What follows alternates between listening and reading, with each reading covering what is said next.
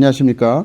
맥체인 성경 읽기 창세기 35장 36장 마가복음 6장 욥기 2장 로마서 6장입니다. 첫 번째 창세기 35장 36장 야곱의 회복과 에서의 족보, 본문 이해에 도움이 되는 배경과 맥락을 소개합니다. 창세기 35장은 하나님께서 야곱에게 베델로 올라가 단을 쌓으라고 명령하시며 시작됩니다.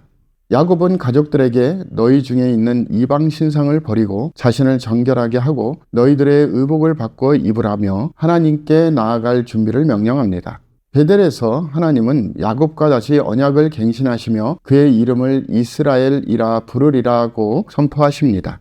이어 라헬이 베냐민을 낳다가 죽고 이삭도 세상을 떠납니다. 창세기 36장은 에서의 족보를 기록하며 그의 자손이 에돔 족속의 조상이 되었음을 보여줍니다. 이 두 장은 하나님의 언약이 세대를 넘어 성취되며 하나님의 주권 아래 각 사람의 역할이 다르게 이루어짐을 강조합니다. 본문의 중요 구절을 소개합니다. 창세기 35장 10절 하나님이 그에게 이르시되 내 이름이 야곱이지만은 내 이름을 다시는 야곱이라 부르지 않겠고 이스라엘이 내 이름이 되리라 하시고 그가 그의 이름을 이스라엘이라 부르시고.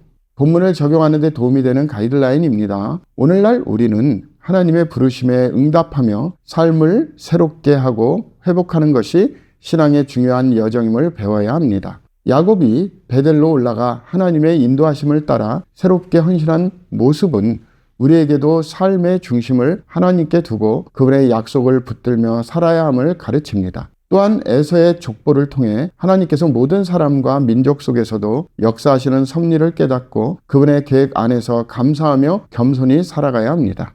두 번째 마가복음 6장 제자들의 사역과 예수님의 능력, 본문 이해에 도움이 되는 배경과 맥락을 소개합니다. 마가복음 6장은 예수님께서 나사렛에서 배척받으시는 장면으로 시작됩니다. 예수님은 선지자가 자기 고향과 자기 친척과 자기 집 외에서는 존경을 받지 못함이 없느니라고 말씀하시며 그들의 믿음 없음을 한탄하십니다. 이후 예수님은 12제자를 둘씩 보내어 복음을 전하게 하시며 그들이 나가서 회개하라 전파하고 병자들을 고쳤습니다. 또한 세례 요한의 죽음을 기록합니다. 이어 예수님은 오병이어 기적과 물 위에 걸으시는 사건을 통해 하나님의 능력을 드러내십니다. 이 장은 예수님의 능력과 제자들이 복음 전파에 참여하는 사역의 중요성을 강조합니다. 본문의 중요 구절을 소개합니다. 마가복음 6장 4절 예수께서 그들에게 이르시되 선지자가 자기 고향과 자기 친척과 자기 집 외에서는 존경을 받지 못함이 없느니라 하시며. 본문을 적용하는 데 도움이 되는 가이드라인입니다. 오늘날 우리는 예수님의 권능 안에서 맡겨진 사역을 감당하며 우리의 한계를 넘어 하나님께 의지해야 함을 배워야 합니다. 제자들이 예수님의 권위로 복음을 전하고 병을 고친 것은 그들이 아닌 하나님의 능력이 역사한 결과였습니다. 이는 우리의 사역과 일상이 하나님의 능력을 의지할 때 열매를 맺으며 모든 영광이 하나님께 돌려져야 함을 가르칩니다. 세 번째 본문 욥기 2장 욥의 시험과 신앙의 인내, 본문 이해에 도움이 되는 배경과 맥락을 소개합니다. 욥기 2장은 사단이 다시 하나님 앞에 나아가 욥을 시험하는 장면을 다룹니다. 사단은 욥의 경건이 육체의 고통에서는 유지되지 않을 것이라 주장하며 욥의 건강을 치는 시험을 요청합니다. 욥은 극심한 피부병에 걸려 기왓장을 가지고 몸을 긁으며 고통 속에 있습니다. 그의 아내는 당신이 그래도 자신의 온전함을 굳게 지키겠느냐? 하나님을 욕하고 죽으라고 말하지만 욥은 우리가 하나님께 복을 받았은즉 화도 받지 아니하겠느냐라고 응답하며 믿음을 지킵니다. 이 장은 고난 속에서도 하나님의 주권을 인정하며 인내하는 신앙의 본을 보여줍니다. 본문의 중요 구절을 소개합니다.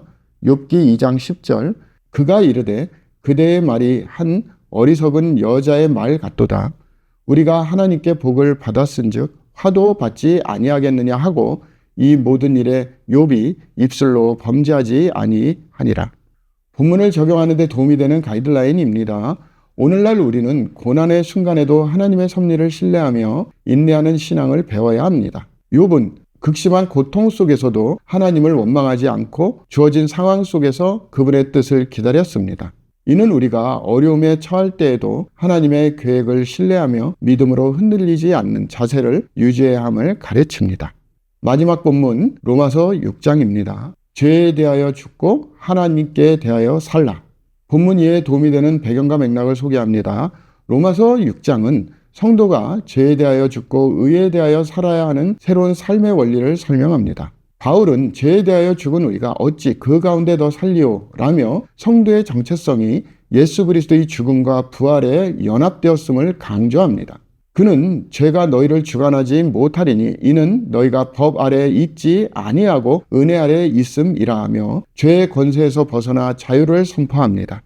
또한 너희 자신을 죄에게 내주어 불의의 병기가 되지 말고 하나님께 드리라는 권면을 통해 성도는 이제 의의 종으로 살아가야 함을 가르칩니다. 이 장은 성도의 새로운 삶이 은혜로 시작되며 거룩함을 향해 나아가는 여정을 강조합니다. 본문의 중요 구절을 소개합니다. 로마서 6장 23절 죄의 싹은 사망이요 하나님의 은사는 그리스도 예수 우리 주 안에 있는 영생이니라. 본문을 적용하는 데 도움이 되는 가이드라인입니다. 오늘날 우리는 죄의 권세에서 벗어나 하나님께 온전히 헌신된 삶을 살아야 함을 배워야 합니다. 그리스도와 함께 죄에 대하여 죽은 자로서 우리의 삶은 이제 하나님의 뜻에 따라 의롭게 살아가야 합니다. 이는 매일 죄를 거부하고 하나님의 은혜에 응답하며 거룩한 삶을 추구하는 결단이 필요함을 가르칩니다. 감사합니다.